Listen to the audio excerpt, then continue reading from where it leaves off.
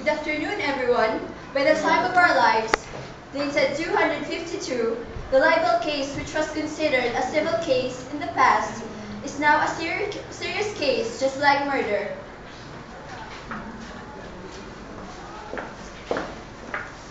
Mr. Ruella, what can you say? We are now here at the Supreme Court of the New Philippines, and the materials that we're going to use are the 100 years old typewriter worth $150 billion and an antique block and gavel that is 50 years old. All right. People of the Philippines versus Spain Cabalonga of the Bangbang Star magazine for writing malicious and false statements against Ms. Ruela Buchan. Statement and details of complaint. The following statements written by Ms. Train Cabalonga of the Bangbang Star magazine dated March 19, 2050 on San Francisco Virgin disclaim the values of Ms. Ruela Buchan. Ms. Ruela Buchan, director of the famous movie Desperate Housewives, was reportedly seen kissing with the newest teen singer Justin Bieber, rumored to be the reason why Mr. Kier Alvin Mendoza's jealousy of Ms. Buchan. All be seated. The respondent is requested to come up to the podium. Thank you.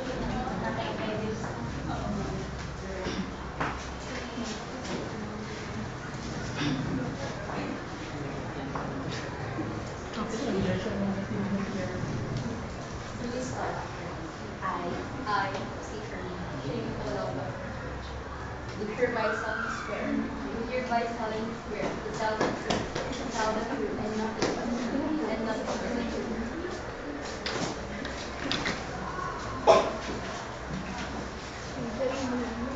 Miss Cabalonga, you're saying that you're not lying in saying that you saw Miss Buchan having malicious thing with Mr. Builder.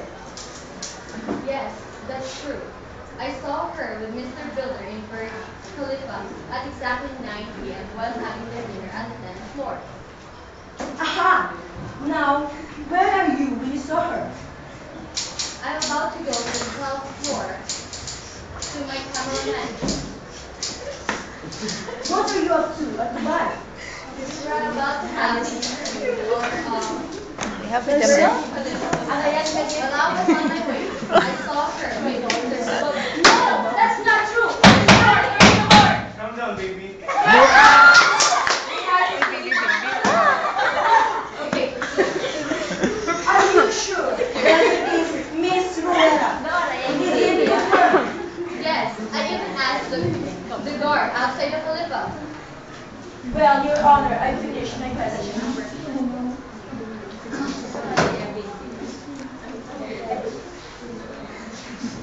Ms. Ruela Buchan is requested to come up to the podium.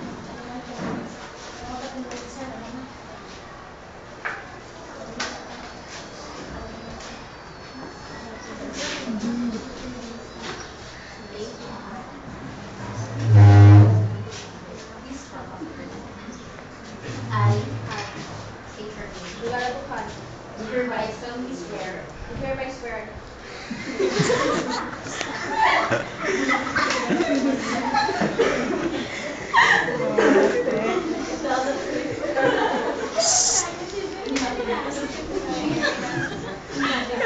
So help me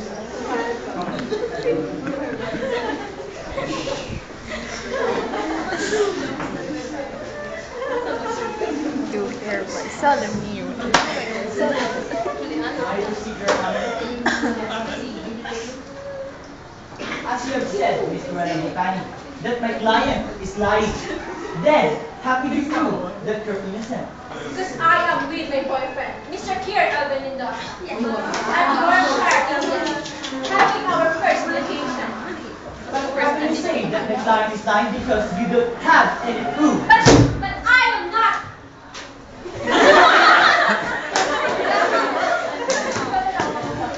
I'm telling the truth. It wasn't me. She's the one who's lying. Miss Buchan, answer me. Do you have any proof? Do you have? Objection, Your Honor! He's harassing my client! Objection over now.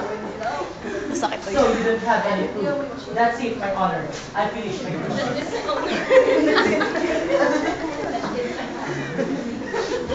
Now, we are calling Mr. Sherman Campbell, Miss Cabalonga's witness, to come to the court today.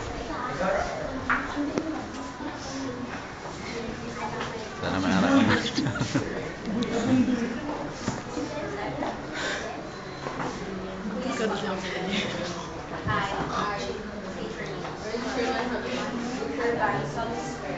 Hereby solemnly swear that I shall nothing so help me God.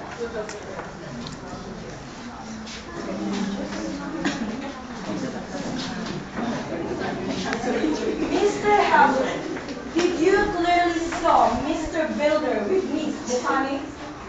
Yes, I saw them entering the black room. I'm asking you if you've seen them clearly, and are you sure that it was her? Yes, sure. But as my mind she has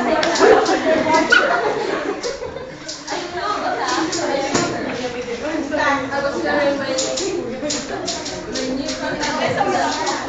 When I saw his it was her. I have no further questions, Your Honor.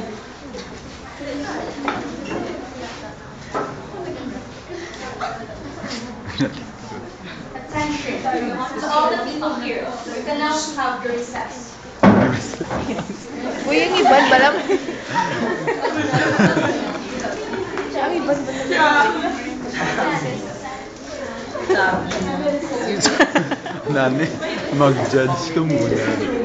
Tali judge. Namit man.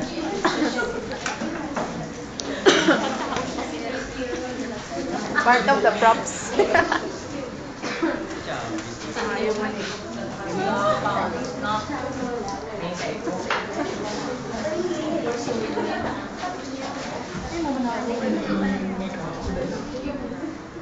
Based on the result, Objection, Your Honor. I am Mr. Wet Buchanan. Excuse me, who are you to interrupt our case? I am the one who is kissing Mr. Justin Builder. I am the twin sister of Mr. Wet Buchanan.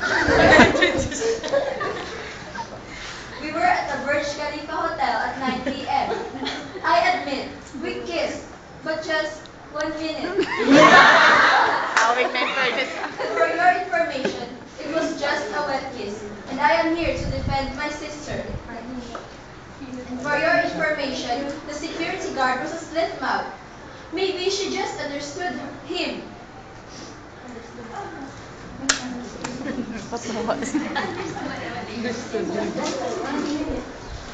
based on the result, Ms. Shane Cabalonga was found guilty with a case of libel.